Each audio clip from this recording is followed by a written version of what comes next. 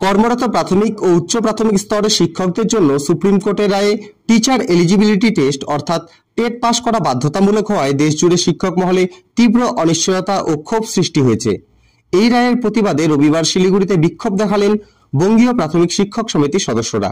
সংগঠনের অভিযোগ, সুপ্রিম কোর্টের এই রায়ের পর রাজ্য বা কেন্দ্র কোনো সরকারই শিক্ষকদের উদ্দেশ্যে কোনো স্পষ্ট অবস্থান জানায়নি, যা শিক্ষকদের মধ্যে ক্ষোভ আরও বাড়িয়ে তুলেছে।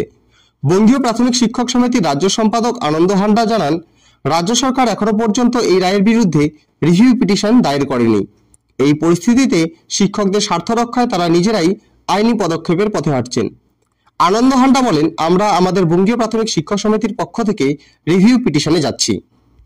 কেন্দ্র ও রাজ্য সরকারের শিক্ষানীতির কড়া সমালোচনা করে আনন্দ হান্ডা আরও বলেন, কেন্দ্র সরকারের শিক্ষানীতির জন্যই দেশজুড়ে শিক্ষকরা আক্রমণের মুখে। শিক্ষানীতিগুলি ওরা তৈরি করেছে শিক্ষা সার্বিক বেসরকারীকরণের জন্য, আবার রাজ্য সরকার কেন্দ্রের পথেই চলছে। এই পরিস্থিতিতে তিনি শিক্ষক সমাজকে ঐক্যবদ্ধ হয়ে শিক্ষা আন্দোলন জোরদার করার আহ্বান জানান। শিক্ষক নেতারা মনে করছেন, সরকারের স্পষ্ট অবস্থান না থাকা এবং এই ধরনের রায়গুলি কর্মরত শিক্ষকদের নিরাপত্তা ও পেশাগত মর্যাদাকে চরমভাবে ক্ষুণ্ণ করছে। আমরা বঙ্গীয় প্রাথমিক শিক্ষক সমিতির পক্ষ থেকে আজকে শিলিগুড়ি শহরে এই বিক্ষোভ মিছিলের আয়োজন করা হয়েছে। আপনারা শুনেছেন যে সুপ্রিম কোর্ট বলেছে 5 বছরের বেশি বয়সী যাদের চাকরি আছে শিক্ষকদের টেট পরীক্ষা দিতে হবে। আমরা মনে করি এটা সম্পূর্ণভাবে অমর্যাদার, শিক্ষকদের কাছে অমর্যাদার। এর রিভিউ কেন্দ্র বা রাজ্য সরকার না করে তারা 1.5 মাস কাটিয়ে দিল। কেন্দ্র সরকারের নেতারা বলছে অর্ডিন্যান্স জারি করবে, আর রাজ্যের নেতারা দেখবো করছেন, অথচ রিভিউ করছেন না। ইতিমধ্যে পশ্চিমবঙ্গ প্রাথমিক শিক্ষা পর্ষদ বায়োডাটা সংগ্রহ করছে। এই বায়োডাটা সংগ্রহ করতে গিয়ে বীরভূম জেলার এক শিক্ষক ইতিমধ্যে তিনি এবং তার বাবা হৃদরোগে আক্রান্ত হয়ে মারা গেছেন। এই হৃদয় বিদারক ঘটনা ঘটার পরও রাজ্য সরকার এখনও পর্যন্ত তার এই সার্কুলার প্রত্যাহার করেনি।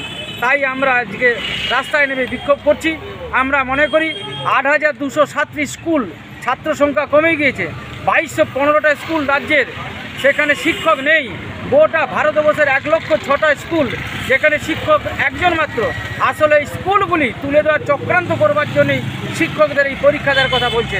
আসলে লক্ষ লক্ষ স্কুল তুলে দিয়ে তারা বেসরকারিকরণ করবে। আমরা শিক্ষকদের অমর্যাদা এবং স্কুলকে তুলে দিয়ে বেসরকারিকরণ করবার যে সরকারি পরিকল্পনা, তাকে রুখতেই সর্বস্তরের সাধারণ মানুষকে এবং শিক্ষক মহাশয়দের ঐক্যবদ্ধ আন্দোলনের আহ্বান জানাই। আনন্দ হান্ডা, সাধারণ সম্পাদক, বঙ্গীয় প্রাথমিক শিক্ষক সমিতি। আপনারা কি সংগঠনগতভাবে রিভিউয়ে যাচ্ছেন? আমরা রিভিউ পিটিশন করছি সংগঠনগতভাবে। শিক্ষকদেরকে আলাদা আলাদা করে প্রত্যেকের নাম দিয়ে রিভিউ পিটিশন করছি, কারণ রাজ্য সরকার কেন্দ্র সরকার রিভিউ পিটিশন করেনি। তার ফলে আমাদেরকে আমাদের হকের পাওনা বুঝে নেওয়ার জন্য সুপ্রিম কোর্টে আমরা রিভিউ পিটিশন করছি। ফলে তার বিরুদ্ধে সারা পশ্চিমবাংলা নয়, সারা ভারতবর্ষের শিক্ষক সমাজ আন্দোলনে ফেটে পড়েছে, বিক্ষোভে ফেটে পড়েছে। আজকে আমরা শিলিগুড়িতে এই কোর্ট মোড় থেকে হিলকার্ট রোড হয়ে আমরা এই বিক্ষোভ মিছিল সংগঠিত করলাম।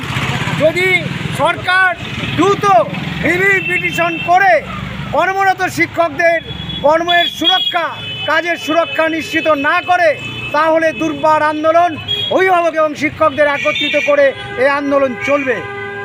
আপনার নাম, পরিচয়? আমার নাম দুলাল রাজবংশী, আমি বঙ্গীয় প্রাথমিক শিক্ষক সমিতির ভাইস প্রেসিডেন্ট, রাজ্য ভাইস প্রেসিডেন্ট।